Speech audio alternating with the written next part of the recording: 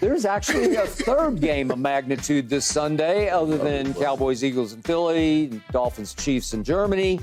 That would be the Sunday night game, Bills at Bengals.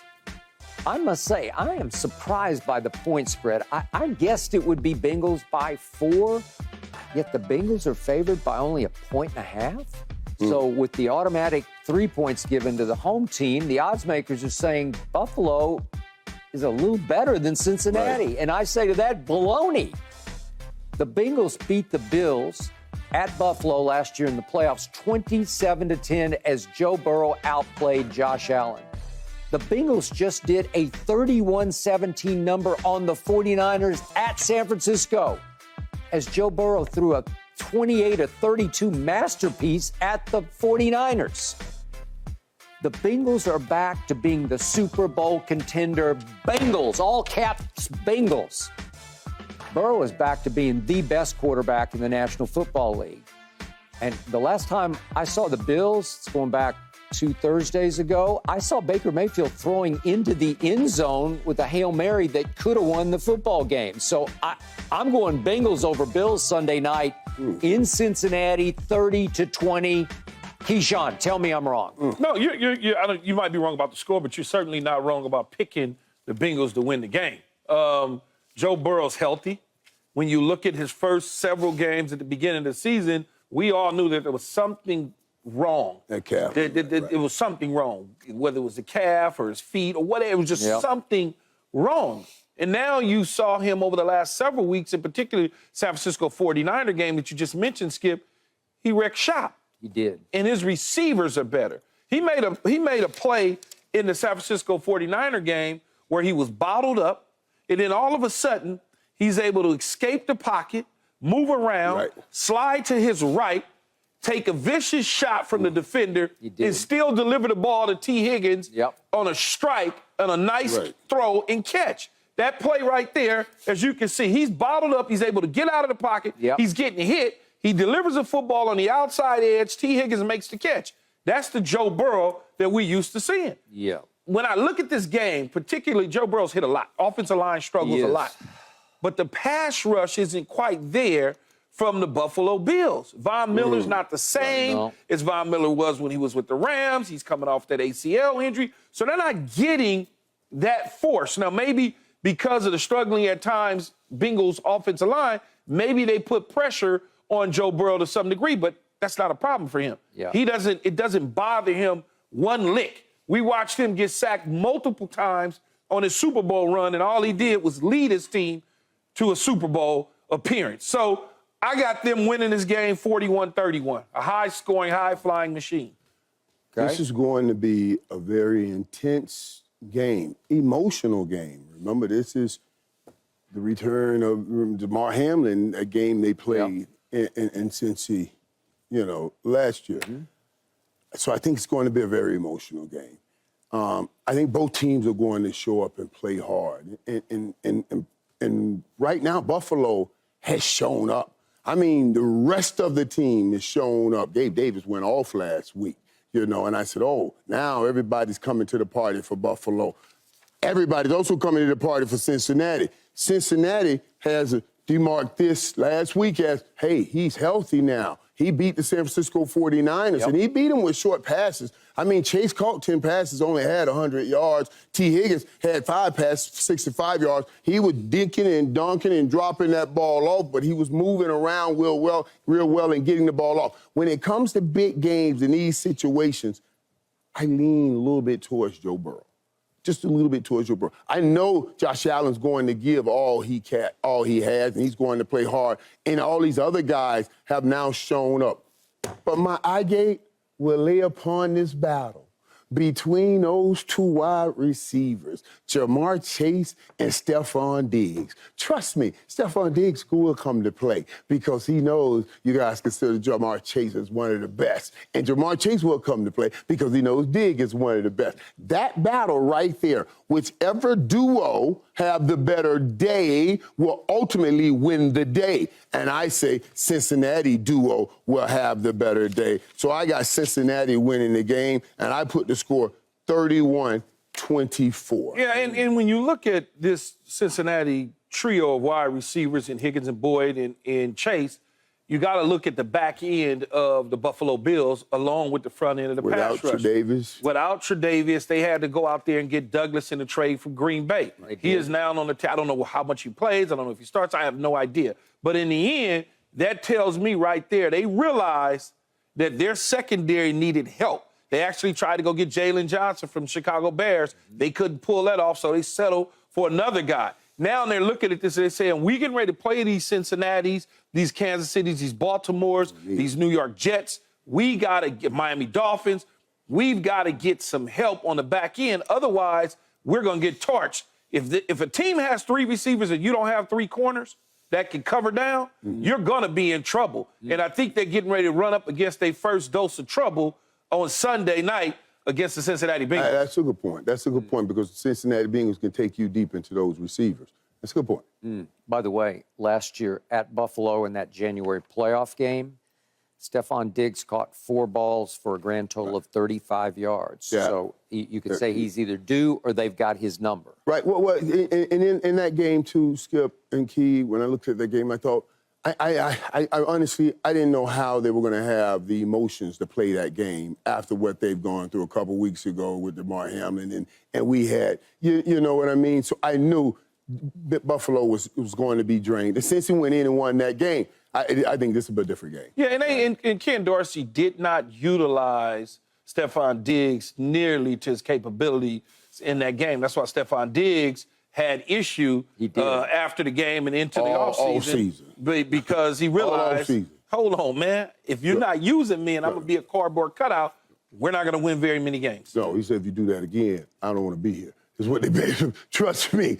You know what I mean? I'm just saying. You don't get any bigger games than that. That's why I say the battle is going to be great between these two. You got to understand, even when Devontae Adams said it's not, I don't want to win, it's not just winning. You know what I mean? These guys wants to be the greatest. They want to be the best. And that battle is important. And the offensive coordinator guys got to know that when he has to feed that beast, Stefon Diggs. And by the way, Buffalo has missed Matt Milano, who's been sort of the driving force of that defense, the heartbeat of that defense. They're just not the same. And I don't think Josh Allen is in Joe Burrow's league. That's just me. Fuck it. I don't know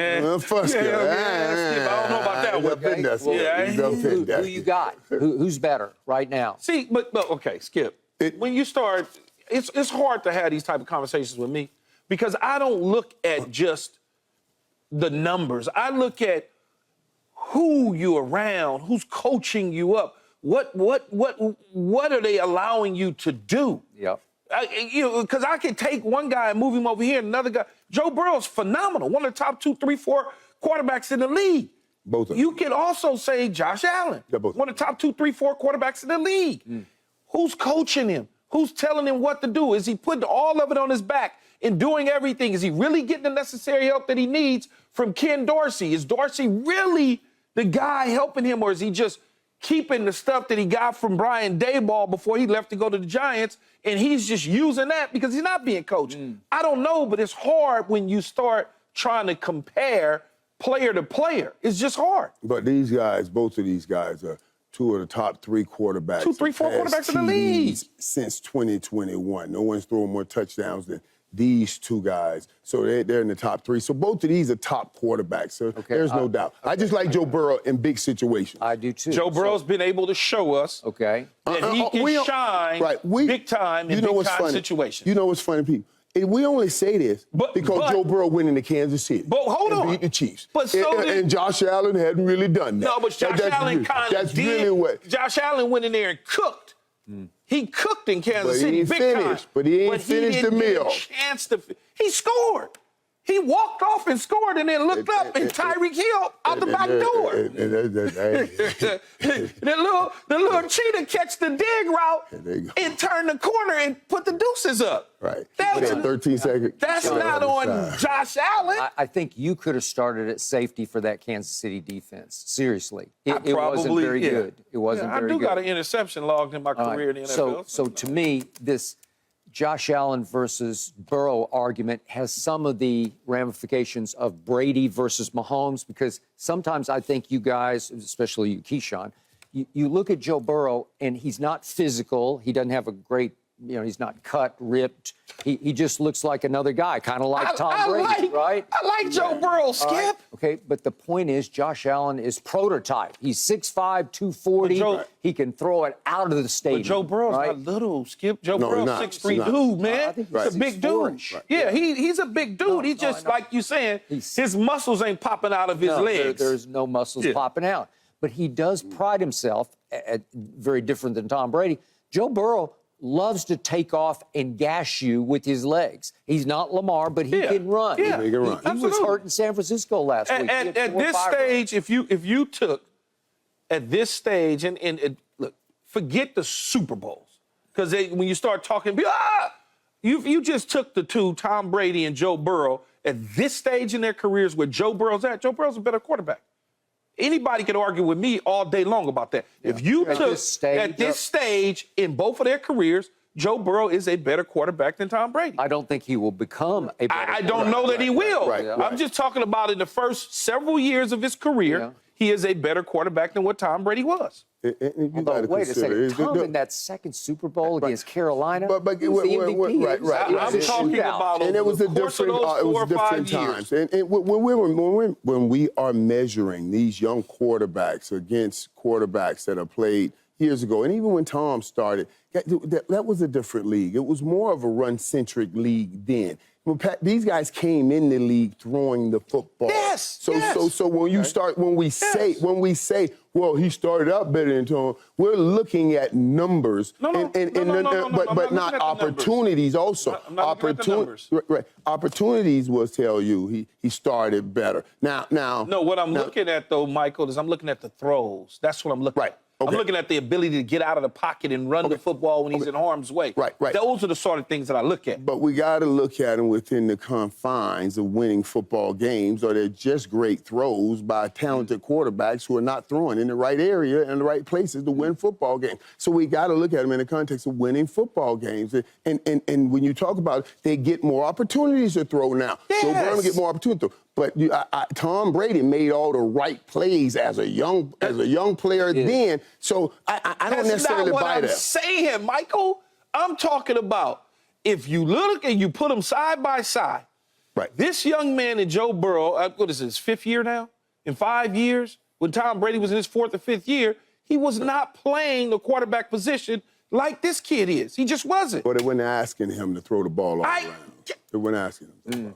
They were asking him to make the right plays, and for that team, they were asking him to make the right plays, and he did at a young age. Would you agree with me then, Keyshawn, that the closest thing we now have to Tom Brady is Joe Burrow?